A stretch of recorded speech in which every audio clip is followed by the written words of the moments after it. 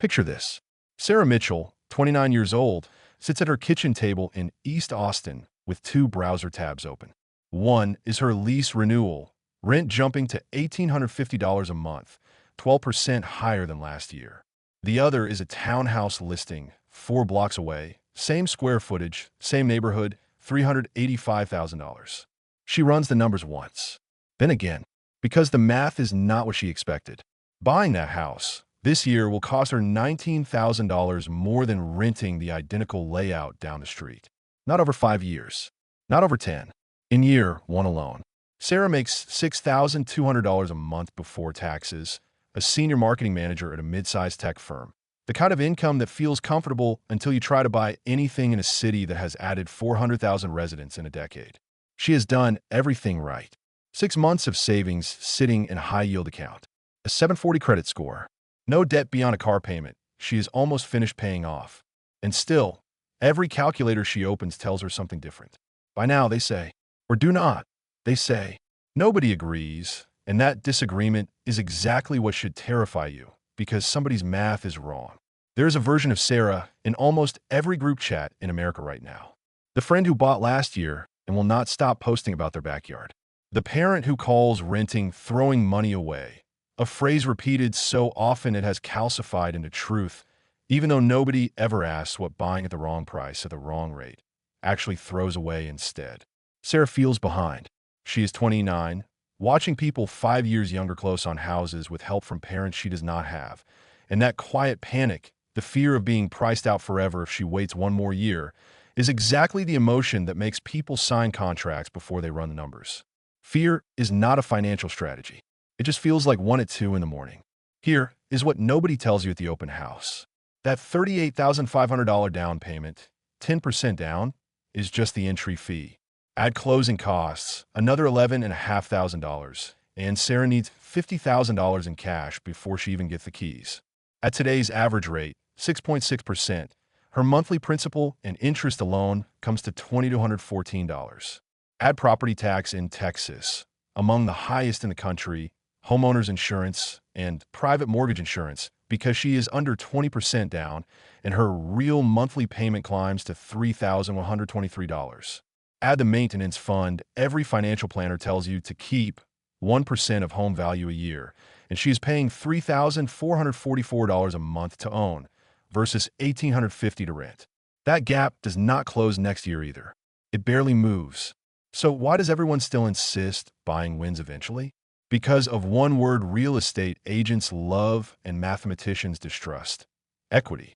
Every mortgage payment Sarah makes chips away at that loan balance. Every year, if the market cooperates, her home theoretically gains value. That is the promise sold on every listing page. But here is the number that should stop you cold. Over the full 30-year life of that mortgage, at 6.6%, Sarah will hand her lender $450,000 in pure interest. Not principal, not equity, interest.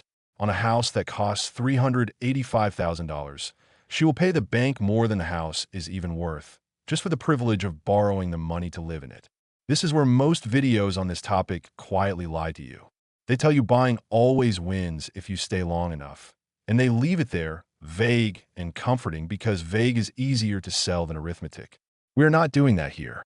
We are doing the actual math, the kind mortgage lenders hope you never run yourself, alone at midnight with a calculator and a second cup of coffee. Every dollar Sarah does not spend on the extra cost of owning. That $1,600 monthly gap in year one could instead sit in an index fund, compounding quietly while she sleeps. Every year she rents, her landlord absorbs the maintenance, the property tax hikes, the roof that eventually fails. The real question was never, does buying build wealth? It is, does buying build wealth faster than simply not losing money every single month you would have rented instead? There's also the trap almost nobody explains correctly: private mortgage insurance. Because Sarah put down only 10% instead of 20%, she pays an extra $159 a month for insurance that protects her lender, not her, until she crosses that 20% equity line. It sounds small. Over the years it takes to reach that threshold, it adds up to thousands of dollars spent purely to compensate the bank for the risk of her own smaller down payment. Nobody mentions this on the house tour. Everybody mentions the granite countertops. So I ran it. Year by year. Full mortgage amortization, Texas property tax growth, 3.5% annual home appreciation, a realistic assumption, not a fantasy one, against 3% annual rent increases. No investment shortcuts. No cherry-picked market returns. Just raw, cumulative cash paid versus equity actually recovered, including the 7% you lose to realtor commissions and closing fees the day you finally sell. At year 5, owning is still $39,000 more expensive than renting cumulatively. At year 7, the gap has narrowed to $37,000, barely moving, because early mortgage payments are almost entirely interest. At year 10, it is finally shrinking fast, down to under $20,000. And then, right around year 12, the two lines finally cross. 12 years. Not 5. Not the tidy little rule of thumb every personal finance blog repeats without ever checking it against 2026 interest rates. Why 12 and not 5? Because 6.6% is not 2021's 2.7%. Every additional point of interest rate stretches that break even further out because more of every single payment gets swallowed by the bank instead of building your equity. The 5-year rule was built in an era of historically cheap money, when a mortgage rate barely registered above inflation. That era is gone, and almost nobody selling you a house has any financial incentive to update the math for you. Now here is the part that should genuinely change how you think about this decision. 12 years is not a life sentence, and it is not a universal truth carved into stone either. It is Sarah's number built on her interest rate, her city's property tax burden, her specific price point. Push home appreciation to 5% instead of 3.5%, which is common in faster-growing metros, and that break-even collapses down to 8 years. Refinance if rates drop 2 full points by year 3, and it collapses even further. Get relocated for a job after only 4 years, and renting was mathematically the smarter move the entire time. No argument, no guilt about throwing money away on rent, because rent was never being thrown away. It was buying flexibility that a 30-year mortgage simply cannot offer you. Sarah did not buy that townhouse. Not because the math said never, but because her math said 12 years, and she is not convinced she is staying in Austin past year 4. She kept renting, kept investing the difference every single month, and set a 5-year check-in to rerun the numbers when rates, her income, or her plans inevitably shift.